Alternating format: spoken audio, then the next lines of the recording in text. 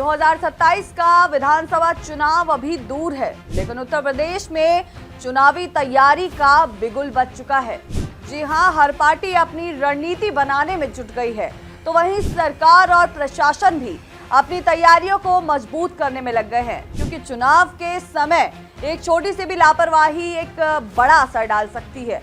इसी वजह से चुनाव से पहले प्रशासनिक मशीनरी को मजबूत करने के लिए बड़े बदलाव किए जा रहे हैं। अब खबर है कि यूपी पुलिस में भी बड़ा फेरबदल होने वाला है। आखिर कौन कौन से अधिकारी बदल सकते हैं और चुनाव से पहले इतनी बड़ी तैयारी क्यों की जा रही है? उत्तर प्रदेश में 2027 विधानसभा चुनाव को लेकर तैयारियां धीरे धीरे तेज होती हुई नजर आ रही हैं। राजनीतिक दल जहां अपनी जमीन मजबूत करने में जुटे हुए हैं, वहीं प्रशासन भी चुनाव को शांतिपूर्ण और निष्पक्ष तरीके से कराने के लिए तैयारी में लग गई है। चुनाव के समय सरकार और चुनाव आयोग की सबसे बड़ी जिम्मेदारी होती है कि कानून व्यवस्था मजबूत रहे, कहीं कोई हिंसा या गड़बड़ी ना हो, हर मतदाता बिना डर के अपने वोट का इस्तेमाल कर सके। इसी वजह से चुनाव से पहले पुलिस और प्रशासन में बड़े स्तर पर बदलाव किए जाते हैं। अब खबर है कि उत्तर प्रदेश में कई आईपीएस अधिकारियों की तैनाती बदली जा सकती है। कई जिलों में एसपी, कप्तान और बड़े पुलिस अधिकारियों को नई जिम्मेदारी मिल सकती है।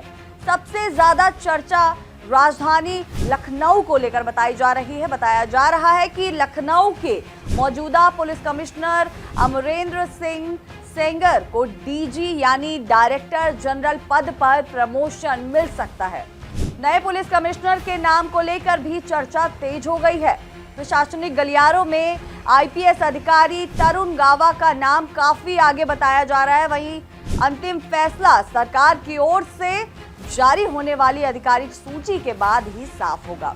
लेकिन यह बदलाव सिर्फ लखनऊ तक सीमित नहीं रहेगा। चुनाव को देखते हुए यूपी के कई जिलों में पुलिस अधिकारियों की जिम्मेदारियां बदली जा सकती हैं। इसका मकसद एक ही है, चुनाव के दौरान किसी भी तरह की गड़बड़ी को रोका जा सके और कानून व्यवस्था पूरी तरह मजबूत रहे। दरअसल चुनाव आयोग के नियमों के अनुसार ऐसे अधिकारियों को हटाया जाता है जो लंबे समय से एक ही जगह पर तैनात हो या जिनकी तैनाती को लेकर निष्पक्ष चुनाव पर सवाल उठ सकते हैं। इसके अलावा कोई भी अधिकारी अपने गृह जिले में चुनावी जिम्मेदारी नहीं संभाल सकता।